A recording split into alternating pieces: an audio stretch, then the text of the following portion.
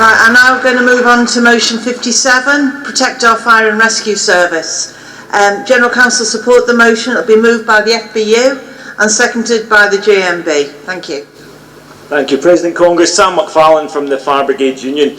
And I have to say, when the FBU delegation gathered yesterday, our thoughts were clearly in New York, 15 years on from the terrible events on 9/11. Specifically with the New York Fire Department, our brothers and sisters there, and with their union, the IAWF, who we're very close to. Remembering that terrible day when 343 firefighters, trade union members, climbed the stairs into the fire of the World Trade Center and lost their lives there. Congress, at the turn of the 19th century, firefighters used to wear these. And for all of us in the fire service, the brass helmet has become an iconic symbol of the bravery and skill of the generations who built our service. But we also know it represents a time of immense hardship, when lack of funding produced ad hoc fire cover, when private insurance firms could refuse response to those who couldn't pay, when equipment was dependent on the charity of the parish council you lived in, and when lack of support meant that firefighters died in their droves whilst trying to serve.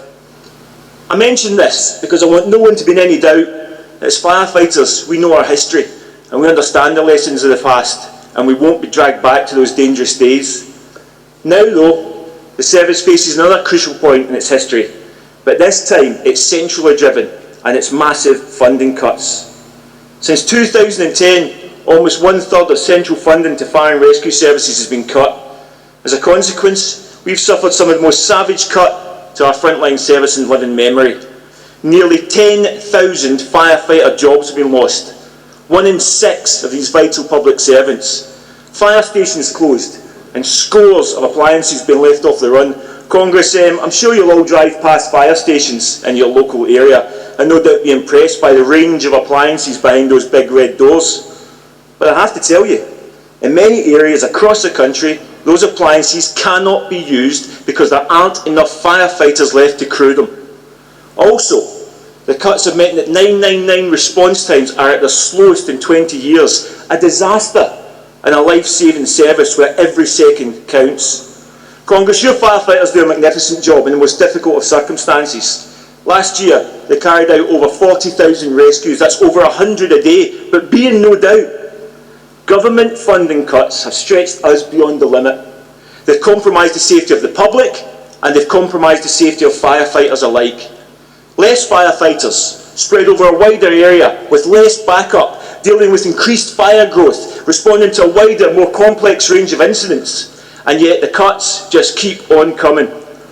According to the new settlement signed off in Westminster this year, we now face a further 20% cut in funding. Congress, this is a crisis for the fire service. And we face other threats. The Policing and Crime Bill is currently going through Parliament. A bill that would allow police and crime commissioners to take over fire services. Back to the brass helmet. Because a century ago, 40% of fire services were police fire brigades. They offered a poor service. They failed to deal with some very high-profile fires. They didn't work. That's why in the Second World War the Home Office got rid of them and didn't reinstate them afterwards. This government wants to take us back 100 years to an issue that didn't work then and won't work now.